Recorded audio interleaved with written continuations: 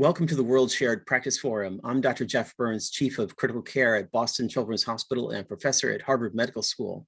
I'm very pleased to have with us today Dr. Darren Orbach. Dr. Orbach is the Chief of Neurointerventional Radiology and the co-director of the Cerebrovascular Surgery and Intervention Center at Boston Children's Hospital. He is also the Sage Schermerhorn Chair in Image-Guided Therapy at Boston Children's Hospital and Associate Professor of Radiology at Harvard Medical School. Darren, welcome. Thank you, Jeff. Good morning. It's really great to be here. Over more than a decade, or almost 2 decades of working with you, I know the challenges that you undertake really every day in treating some very complex, fragile cerebrovascular malformations in the brain and nervous system of children. And I wonder if we could begin by, could you explain to us, what are the challenges that a pediatric neurointerventionalist such as you faces? What are the things that you worry about? So we have patients who present with a very wide range of severity, and sometimes they've had a major event already that's life-threatening, but other times they have incidentally discovered findings or subtle findings on exam that actually portend a potentially catastrophic outcome. And so I would say one of the challenges is to be working in a realm where the stakes are extremely high and there's the potential for catastrophe, sometimes from the natural history, sometimes from the intervention. One of the major challenges too is trying to adopt adult techniques essentially to a very different realm, both in terms of the conditions that we treat and also in terms of the patients and the technical challenges around vessel size, neurological development, vessel fragility, and things like that, using tools that are really not developed for that purpose. Well, I wonder if we could move on. I know that in particular, you've really treated a number of children with Vein of Galen Malformations, and I suspect that's where you would like to go today. It is. Vein of Galen Malformation represents probably the very epitome of the challenge that I was talking about in terms of the complexity of the condition, the fact that it affects children really from fetal life on through to adulthood, and the range of severity is extreme from life-threatening heart failure pretty much at birth to kids who can develop completely intact and with great neurologic outcomes and full lifespans. And it's a very recent area in which we've been able to intervene in a positive way. It had been a terrible diagnosis until fairly recently, as I'll discuss in a few minutes. But there really are major gaps in our ability to provide care for a lot of kids with Vein of Galen Malformation. That's what I wanted to talk about, really a clinical trial that's going in an entirely new direction to try to intervene in fetal life before a lot of the very serious clinical manifestations are felt. Well, Dr. Orbach, could you remind us what should we remember about the embryology and anatomy of a Vein of Galen malformation? Absolutely. Let me jump right into that. I wanted to illustrate that a lot of the severe manifestations of Vein of Galen malformation have been known for a long time now, for almost half a century. So heart failure and large cardiac silhouette, as you can see here, ventriculomegaly, as you can see on this very old radiograph, and macrocephaly, enlargement of the facial and scalp veins, and developmental abnormalities. These have been known for a long time. The embryology of Vein of Galen malformation is very interesting. So just to very quickly recapitulate cerebrovascular development, we start out with, before the neural tube is closed, the neural tissue is just floating in the amniotic fluid and nutrition is via diffusion. And a network of endothelial-like cells form on the surface of the neural tube. And let me just mention that these next few figures will be from this beautiful review paper by Charles Raybaud. As the neural tube closes, it's surrounded by this more and more dense network of endothelial cells that forms a structure called the meninx primitiva. And that serves to start to concentrate oxygen close to the surface of the neural tube. And almost immediately after closure, 2 invaginations form into the center of the neural tube, and they carry little bits of that meninx primitiva inside the interior of the neural tube. This will become the ventricular space, and the meninx primitiva is what will become the choroid plexus. So the early cerebrovascular circulation is really centered around the choroid plexus, and in fact, it's called the choroidal phase of cerebrovascular development. And as the first major vessels form, they're all organized around the choroid plexus. So on this view, you can see the choroid plexus as this twirl over here. And these are the very early choroidal arteries and veins. And the center point is this large median prosencephalic vein of Markowski, which runs from the choroid plexus backwards and drains essentially the early cerebrovascular circulation back. And what should happen in typical development is that this is the prosencephalic vein here. The anterior piece of it should become plexiform and essentially involute and go away. And the back end of it is what should become the true vein of Galen. So the vein of Galen develops as the deep drainage pathway, common drainage pathway of the developing brain.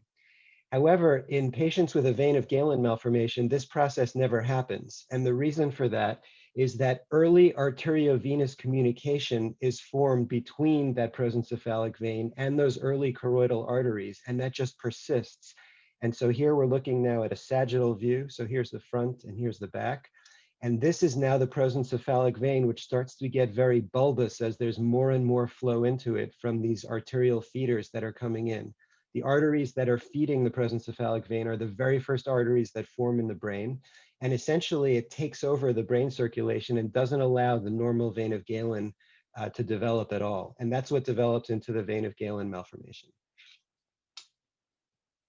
Well, Dr. Orbach, that's a very clear explanation of the embryology of the vein of Galen malformation. Can you take us through the clinical presentation of this malformation? Yes, absolutely. The most severe manifestations are often cardiac, and they usually are manifest right after birth, not before birth. We'll discuss that again in a few minutes.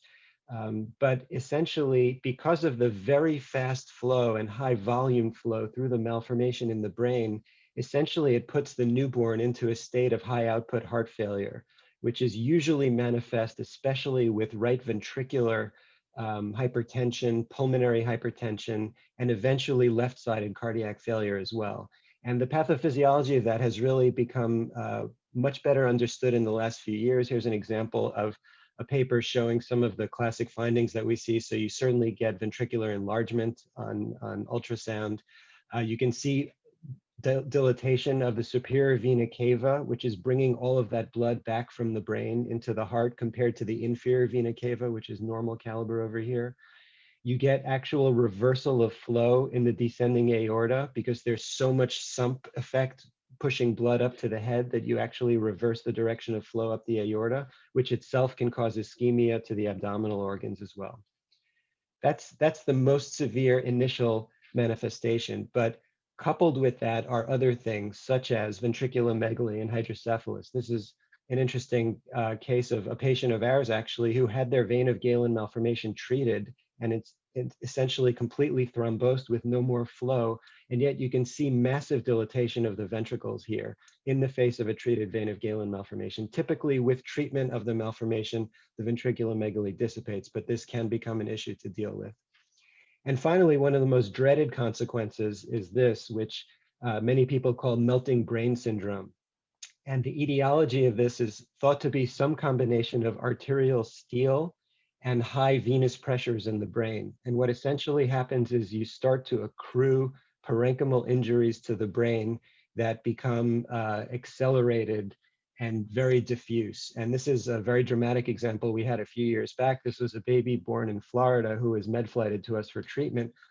This was the local MRI scan that was done on day one after birth. And you can already see some subtle parenchymal injuries in the brain, but most of the hemispheres are still intact at this point. And then by the time they were med-flighted to us, before we started treatment, we decided to check with another MRI before undergoing treatment. And you can see that by 9 days of age, basically both hemispheres have completely become gliotic. There's almost no normal parenchyma here. And you can see the high signal of the fluid intensity on the T2 weighted scans in both hemispheres. So this is an example of that extreme melting brain syndrome. The goal of vein of Galen malformation intervention, of course, is to address the heart failure, prevent the ventricular enlargement, and intervene before this kind of parenchymal brain injury can happen. Well, Darren, even in our brief interview so far, I must say this is a far more dramatic presentation or a range of presentations than I realized. But how has the treatment approach evolved over this time? The treatment has really undergone a sea change, I would say, starting in the early 1990s. And let me go over that briefly. This is a review paper that was published in 1987 that was at the very tail end of the open surgical era of treatment of vein of Galen malformation. And it's an important paper, and it sort of encapsulates the problem with the open surgical approach. You can see that the diagnosis was a truly terrible diagnosis at that point, with over half of the patients diagnosed dying, even a very high mortality rate for the surgically treated cases.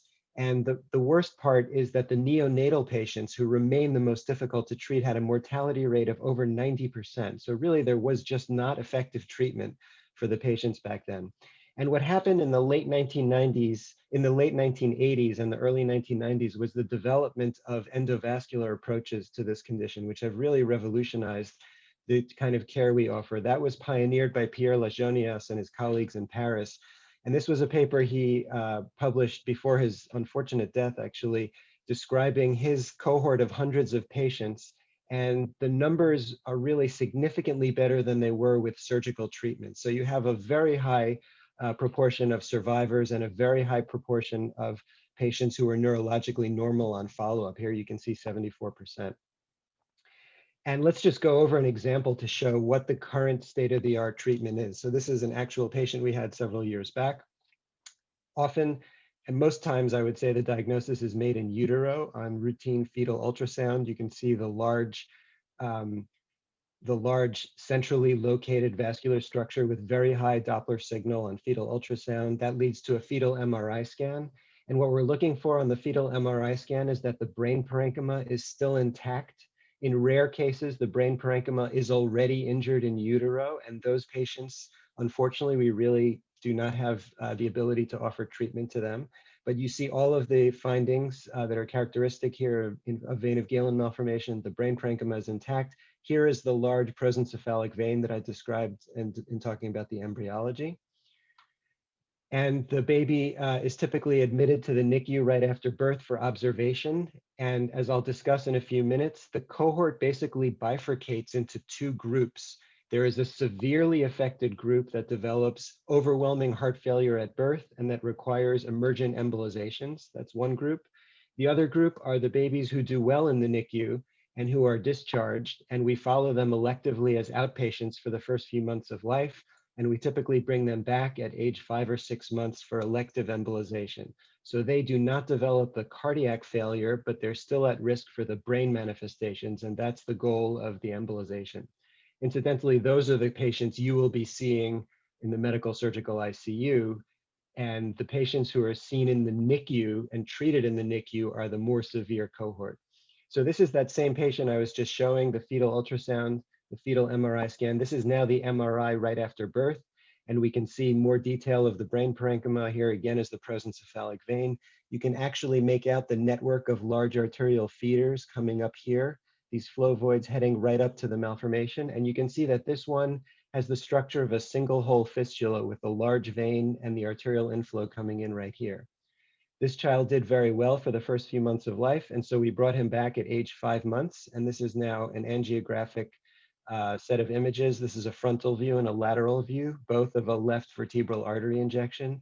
You can see the arterial blood flowing up rapidly, and rather than filling the posterior fossa, it's flowing right into the single hole fistula, straight into the varix. So there's essentially a hole in the vein right here with this large arterial pipe just flowing right in on frontal and lateral views. And the treatment here was essentially to first slow the flow with a microcatheter at the point of arteriovenous communication with a very small nest of coils. And once that was in place, that allowed us to use a liquid glue that was injected to definitively close off that arteriovenous connection. And once that's done, you can see with the subsequent injection of contrast, there's no more filling of the varix because that entry point has been closed. Now you beautifully see all the normal arterial branches of the PCA and the posterior fossa back here. Here's a nice capillary blush of the brain tissue. So you'll note that the varix itself has not been treated at all. It was the arteriovenous communication that was closed off. And here's this same child. So this is the fetal MRI scan, the MRI scan at day 5 after birth. And then here's the subsequent follow-up scans at 2 years. And even though the varix was never treated, you can see it has completely involuted because there's no more flow through it. And it just shrinks away and goes away. Here's the MRI scan of the brain, completely intact child who's developing normally. He's now, I think, 12 years old. So this is another case I just wanted to show that has a very different morphology. The baby presented very similarly. So we knew about this case in utero. The baby was admitted to the NICU, was followed, was discharged from the NICU and did well and came back electively again at 5 months of age. And you'll notice here, there is not one dominant arterial inflow. Rather, it's a network of fine vessels feeding into the wall of the prosencephalic varix. Here on this lateral view, you can see that the front wall, the anterior wall of the varix is essentially studded with little holes where this network is feeding in. These, thankfully, are not those transthalamic perforators that I was talking to you about. These are safe to treat. So embryologically, these are the same vessels that I showed you in the previous case, but the morphology is different. It's a network rather than a large single hole fistula. And so for this, a device like a coil is not appropriate, and you have to use a pure liquid agent. And here you can see the microcatheter showing purely network going into the varix, and there's no parenchymal blush out here. And so this is safe to treat. And here you can see the cast of glue that's outlining that nidal vasculature on the frontal view. And here you can see it sits exactly in front of the varix over here. Again, the varix is not embolized, but the nidal communication point at the arteriovenous junction is embolized with the same net result. So here's the injection after the glue cast is here, no more filling of the varix, and you just have normal brain tissue and the normal venous phase. And the net result over time is the same as well. So here's the child at 4 months of age, just before treatment started. You can see the large varix here with lots of little feeders coming in. And then by 2.5 years of age, the varix has completely involuted, again, despite the fact that it was never treated. And this child is completely intact. Darren, could I ask, yes. As it is often the case in the cath lab, they will do a balloon occlusion of some vessel to temporarily assess whether the flow dynamics that are now created are still favorable. I know this is a knee bones connected to the thigh bone question for a neuro interventionalist, but you just close it, or do you test close it to make sure that it's not creating tributaries that you didn't intend? It's actually a great question. For many conditions that we treat, we actually do balloon test occlusions, especially for some complex aneurysms. For vein of Galen malformation, because of that unique embryology that I discussed, when we can point to particular characteristic vessels feeding it, specifically those choroidal vessels that I mentioned, then we know. And if you position the microcatheter at the point of arteriovenous communication and there are no branches to the peel, branches to the brain parenchyma, then you can confidently close that vessel. If, again, you have to be close to the arteriovenous junction. I will say that there are cases that I see, and we're often referred, unfortunate cases, where the point of occlusion is too proximal, where there still are parenchymal branches coming off to the brain, and those kids do end up with ischemic injuries and sometimes major strokes because of that. But if you are choosing appropriate branches based on the embryology, it is safe to occlude, and there really is no mechanism for doing a balloon test occlusion in this setting in a young infant. I will mention that there are some feeding branches that really cannot be safely closed. So in some kids, the dominant feeders are actually perforating arteries to the thalamus that come off the top of the basilar artery. And rather than seeing a large pipe, an arterial pipe like I just showed on the previous case, it's more of a fine mesh. It almost looks like a brain AVM of nidal vessels that are going right through the thalamus to the malformation. Those are very high risk to treat. If you need to and the child is declining, then you sort of take on the risk, but you have to get your microcatheter very far all the way through the thalamus before you inject the glue. It's extremely challenging and extremely high risk. So in many kids, we leave those alone as long as they're not in heart failure and as long as they're developing neurologically. The goal here is actually not to get a perfect set of images at the end and close the malformation definitively, but to allow the child to develop normally without heart failure and preserving the brain. How long on average does it take you to get the microcatheter to the necessary point of occlusion?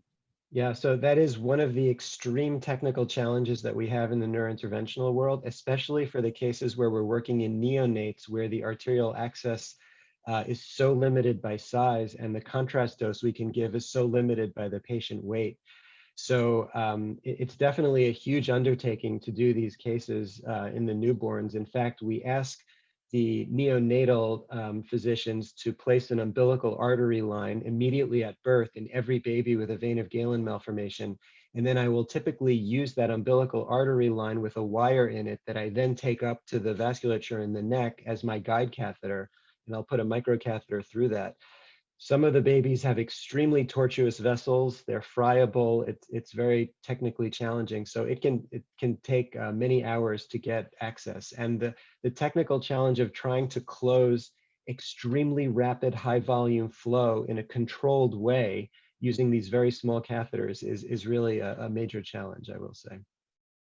So the development of these embolization techniques really were a sea change, I would say, a revolutionary change. And we in the neurointerventional world tend to treat this as one of the great triumphs of our field, I think with some justification. And there have been numerous case series published over the years describing the success rates. And this was a nice meta-analysis that was published a few years ago that organizes the publications by decade. So the first publications you can see were in the very late 1980s, just when the techniques were developed.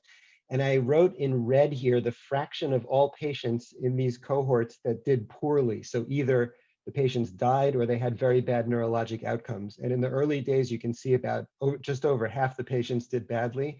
By the 1990s, that went down to about a third.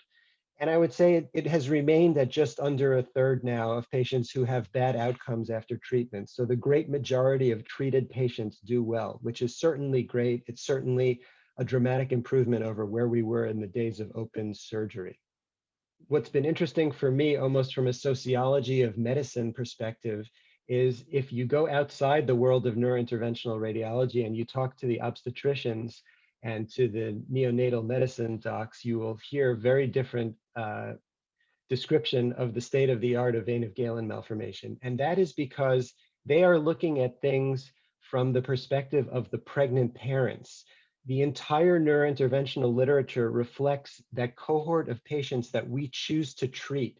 And one of Pierre Lajeunesse' developments when he constructed this paradigm of endovascular treatment was a rigid set of criteria for choosing which patients to treat. And essentially, if the patients were doing very well at birth, we just watched them, as I described to you. If the patients were incredibly sick with multi-organ failure and overwhelming heart failure that really could not be controlled, those patients were actually not treated because it was felt that they could not be helped. And it was the patients in the middle who were developing heart failure that could no longer be managed medically, but they were otherwise intact. That was sort of the sweet spot for endovascular therapy. And some form of that paradigm is still operative in most places. So he developed an official score called the Bicetra Score.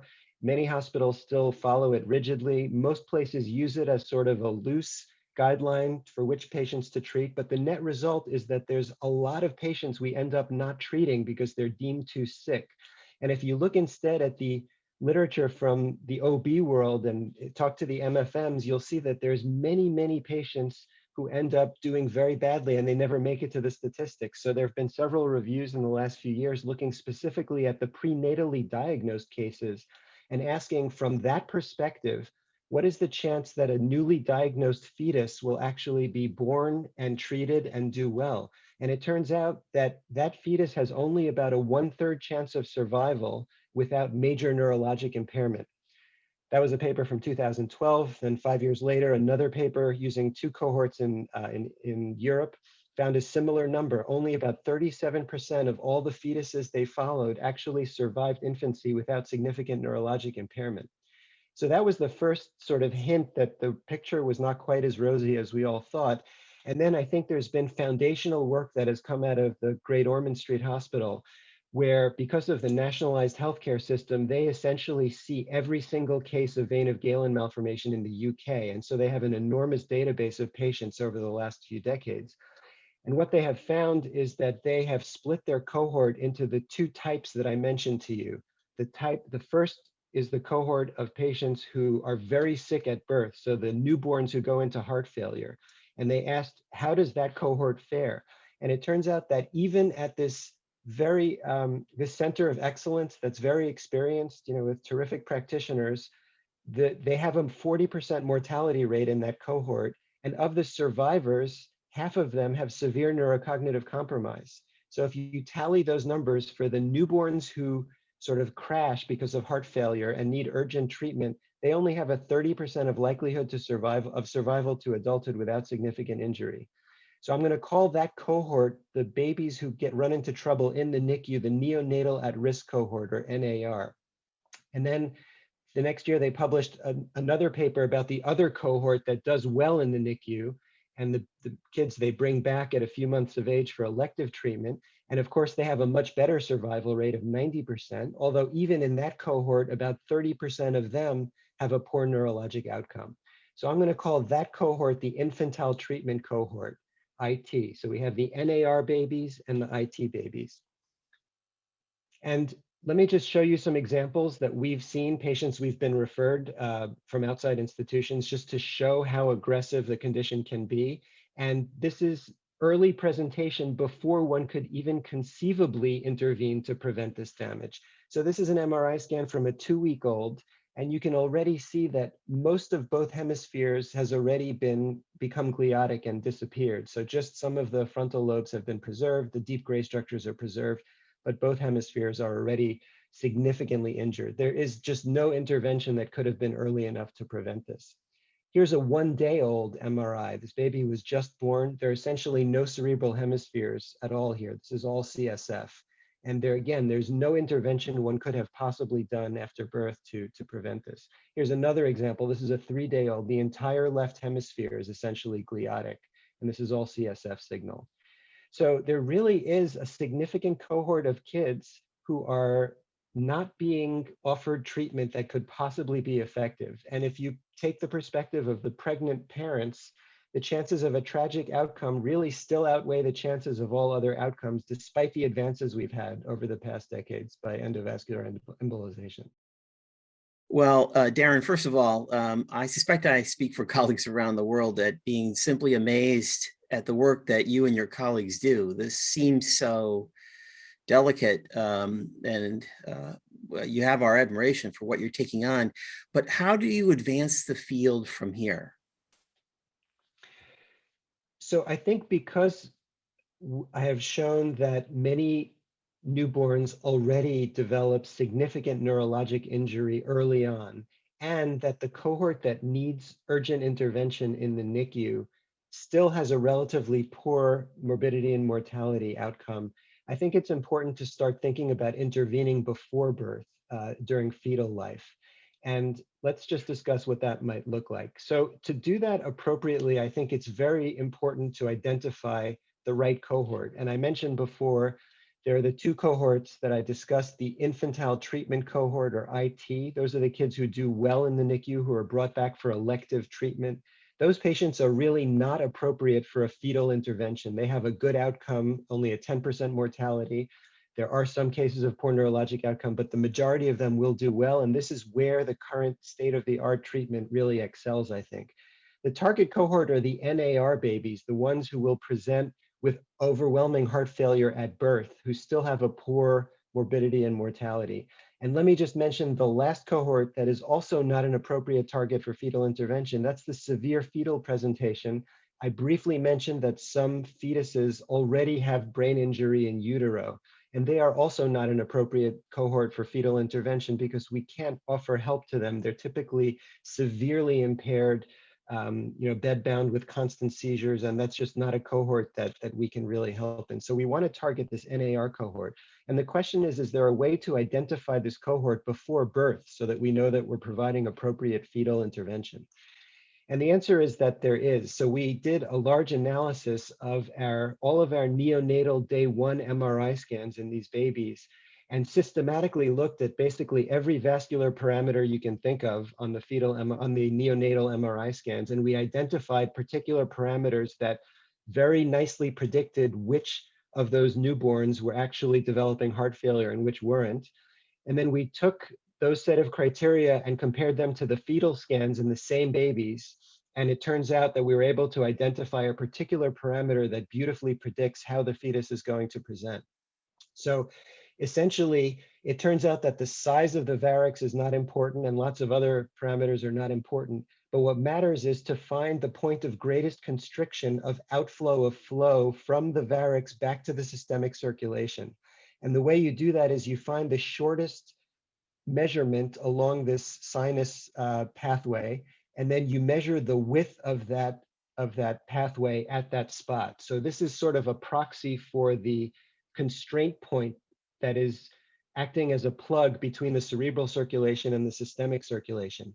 And it turns out that beyond a certain criteria, a certain threshold for width of this point, those babies will overwhelmingly be likely to develop heart failure. And below that threshold, they will overwhelmingly not. And the prediction is very robust. So if you look at that width, the diameter measured in width at that point, you find that the risk of presenting as an NAR newborn goes up dramatically with the width of that measurement. So by the time you get to 8 millimeters at that point, you're almost at a 90% probability of presenting in that severe presentation as a newborn with excellent confidence, 95% confidence intervals. And above that, it's a near certainty. Below that, if that width is very narrow, it's extremely unlikely that the baby will present in that way. So that really was a tool that enabled us to target the right cohort for fetal intervention. And then once we have done that, now the question is, how might we intervene? And here, the fetal cardiology interventions, the needle-based cardiology interventions have really been a paradigm. And as you know, we have a robust program at Children's for fetal cardiology interventions. I'll just show some examples. For example, to treat hypoplastic left heart syndrome, the cardiologists now do aortic valve balloon dilatations for aortic stenosis. This is now showing the injection of paralytic and anesthetic into the buttock of the fetus prior to intervention. And then you can see the needle going through the sternum of the baby right into the heart, this transcardiac treatment. And you can see the wire is passed across the valve in preparation for balloon dilatation. And this has really revolutionized the care of some of our congenital cardiac patients. And this served as a paradigm for me in thinking through how we might treat vein of Galen patients. And so the idea would be to do something analogous and to use the posterior fontanelle, which is situated right above the confluence of sinuses here in the back of the brain and allows for needle access through the fontanelle. So in the same way that the MFM would be getting transsternal access for the cardiologist, here we would get transcranial access. So again, through the uterus, right into the posterior fontanelle. And that's the maroon line over here. Through that needle, a microcatheter would be advanced. This is all under ultrasound into the varix, and then coils would be placed into the varix. The idea of coiling the varix is not to occlude it, but to slow the flow. And I mentioned to you that in our neonatal paradigm and our infant paradigm for treating vein of Galen malformation, we do not directly treat the varix. Instead, we treat the arteriovenous junction. But here the goal is different. The goal is just to slow the flow and transform those kids from the NAR cohort to the IT cohort so that they can be discharged from the NICU and treated electively and have that much better outcome that the IT patients do. We still do treat rarely the varix directly in neonatal life as well as a bailout. So for example, this was a baby from a few years back who was treated with transarterial embolization, unfortunately did not respond and continued to have overwhelming heart failure. And so we opted to go in and embolize the varix directly. That finally broke the cardiac pathophysiology. And here you can see the varix is coiled and does not involute like the other cases I showed you because it has been directly embolized. So there are coils in here, but this baby was discharged from the NICU, is completely intact neurologically, and you can see the brain really looks terrific. So that's the paradigm. The goal is to take the fetuses who are destined to be in the severe cohort and move them into the other cohort. Unfortunately, there is no animal model that remotely resembles Vein of Galen malformation. And so in working on this project and developing the methodology, we instead turned to our colleagues in the Simulation Center. And we asked them to develop a fetal brain phantom for us that was actually based on the brains of patients that we have treated. So they designed a phantom using cryogel, which has ultrasound properties extremely similar to the brain, with an internal cavity that models the prosencephalic varix and that sinus venous drainage pathway leading out. Again, based on 2 different patients that we did. This was the first generation of the model. The second generation of the model had a little bit of a skull and a posterior fontanelle. And then we went ahead and treated, and then we treated it essentially in the way that we will be treating the fetuses. So we got an MRI of the phantom. You can see for treatment planning to allow us to decide the size and type of coils that we should use. And then I and my colleagues at Brigham and Women's Hospital, where this will be taking place, went ahead and embolized the phantom. And you can see the hands of the sonographer and the MFM, and the microcatheter comes through the needle into the center of the varix. And here you can see what it looks like under direct ultrasound visualization. So you can see the needle going through the plug into the sinus to enter the back of the varix, and then the microcatheter coming in. Here's the wire and the catheter coming in. You can see the resolution on ultrasound. You can even see the lumen of the catheter here. And then here's the first coil going in. You can see the acoustic shadowing as the coil starts to happen, starts to be deployed. And continuing on, you can see progressive embolization with an increasingly dense shadow. But even at the very end, you continue to see the loops of coil unfurling here. And so we went ahead and did this for several phantoms, and then we checked our work as we will do for the fetuses. In this case, I got a radiograph just out of curiosity to verify right away that the coils were actually deployed where we wanted them, and they were. And we got an MRI scan, and again, you see the coils are in the varix and not in the sinus leading back from it. And then we opened it up to demonstrate again that the embolization was exactly on target. So armed with this, we have set up a clinical trial now, and the goals are first and foremost to assess the safety of intervention in fetal life and the efficacy of intervention in fetal life. And the efficacy is defined by the ability to not have the newborn babies manifest the cardiac heart failure, the overwhelming heart failure at birth. That will be a success.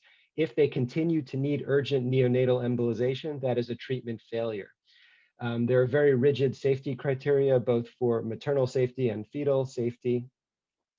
And there are lots of exclusion criteria that are actually borrowed from the fetal cardiac experience that we've had. So lots of maternal potential exclusion factors like coagulopathies, placental issues, things like that.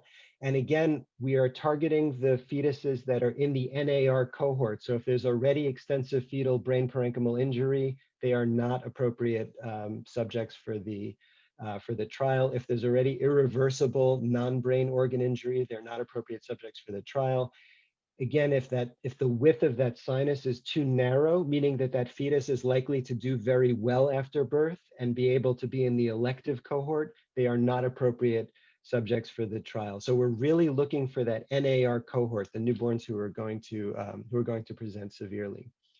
And we have IRB approval at Brigham and Women's Hospital and Children's Hospital. This is a multidisciplinary and 2-hospital undertaking. We have FDA approval of the IDE that was needed to use the coils and the fetuses. We're actively recruiting. This is a rare condition, so we are very much looking for referrals from any physician who sees an appropriate patient who might be interested. This is the study team, and this is the contact information. Well, Dr. Darren Orbach, the Chief of Pediatric Neurointerventional Radiology at Boston Children's Hospital, that was a terrific overview of where the state of the art is right now. And I suspect that one of the questions that's on everyone's mind is, in order to advance care, because as you've described, there's a cohort of infants who are at birth suffering the consequences of this high output failure syndrome. And so in order to move the field, you've got to intervene on them sooner. But of course, you need to have your first patient. and parents have to agree to what is easily a very high risk procedure. I know you've discussed this with your community. Can you describe a little bit about how you gained consensus for this protocol, and where maybe gaps in the consensus are for the protocol? Well, I would say that as for many conditions that I treat where they're almost all fairly rare conditions for which you just don't have large scale studies that inform the natural history or the treatment outcomes even.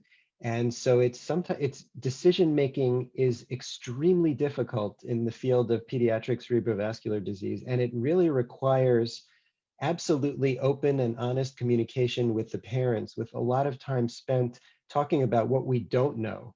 And I'm often telling parents exhaustively, the background of the condition, my understanding of the physiology, my recommended approach to treatment. But I always stress to them that at the end, it really is their choice. And it sometimes comes down to their values and their risk tolerance and things like that. That's beyond vein of Galen malformation. Sometimes we have this discussion around, should we treat a brain AVM? Should we not treat a brain AVM? Should we take a risk on closing a vessel that's feeding an AV fistula? Should we not?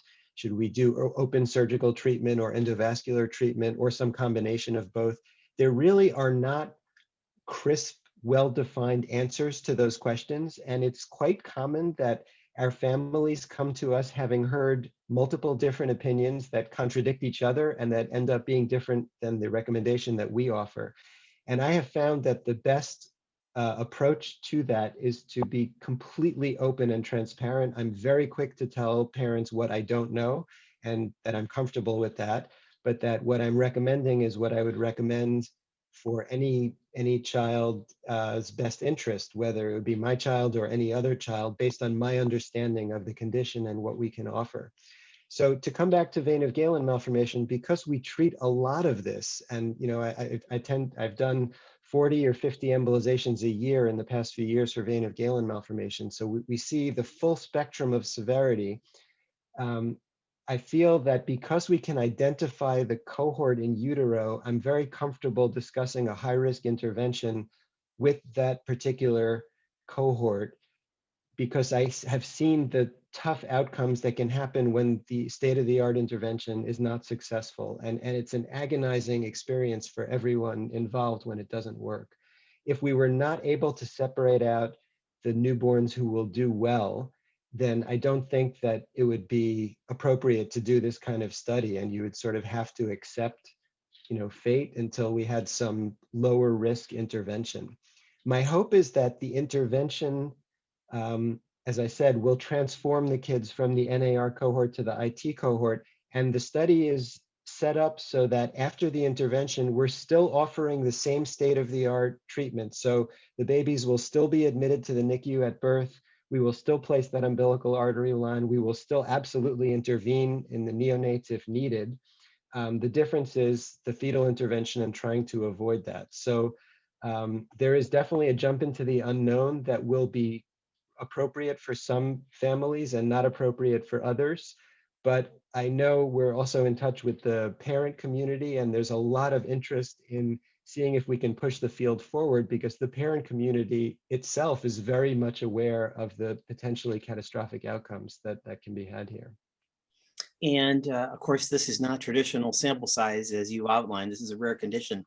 But as the protocol is set up, how many patients will you need to treat in order to establish, or not establish, but at least suggest that this is a successful treatment approach?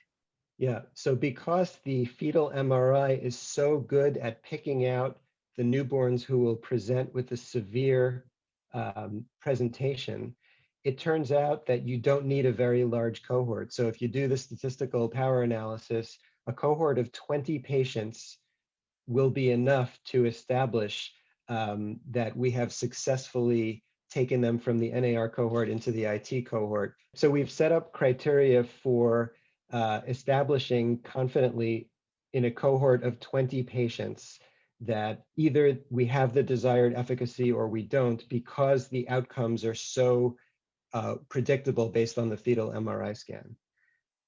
There are many interesting secondary questions as well. For example, is it possible that fetal intervention can have other positive effects on the outcomes, such as neurologic development, learning issues, things like that, that really are not part of the primary or outcome that we're measuring, but we are actually going to follow those as well. So we have pediatric neurologists who will be doing neurologic checks on the babies through age 2 years, because there are other secondary outcomes that may be helpful as well. Avoidance of seizures, which we know happen in kids with vein of Galen malformation. But the dramatic difference in outcome is so predictable based on the fetal MRI scan that to power the study, you actually don't need a very large cohort. And finally, the term equipoise, as you know, can be debated as to what actually equipoise is. But are there any communities, professional colleagues, not just individuals, but communities who've said to you, well, we're not at equipoise, that the current paradigm has to be accepted as the only reasonable paradigm right now, and that we shouldn't undertake this approach? I have not had explicitly that kind of pushback. I do think that this is far out of the beaten track, far off the beaten track for the neurointerventional world. So when people first hear about the idea and they see our neurointerventional literature that touts great outcomes, you can be taken aback a little bit. But when you stop and look at the numbers that are out there from the OB perspective, and you look at the outcomes of this particular cohort that's being targeted, I've not had that particular feedback. There's a tremendous interest in how this is going to go, and there are other conditions that one might contemplate fetal intervention, for which one might contemplate fetal intervention if this turns out to be safe and effective. And there's a whole range potentially of delivery of genetic vectors and all kinds of other things you could do if you can access the intracranial vasculature in utero. That's all secondary, super interesting. But the fundamental question of whether you can access the brain safely or not, remains to be determined. Dr. Darren Orbach, Chief of Pediatric Neurointerventional Radiology at Boston Children's Hospital and Harvard Medical School. Thank you so much for being with us today and sharing with us the state of the art on the vein of Galen malformation treatment as it exists today. And equally so, thank you for sharing with us your protocol to see if you can advance the field. And on behalf of, I think, your pediatric colleagues around the world, we salute pediatric neurointerventionalists who, for the amazing work, courageous work that you do every day. So thank you for being here today. Thanks so much. It was really a pleasure to have this opportunity to talk to you.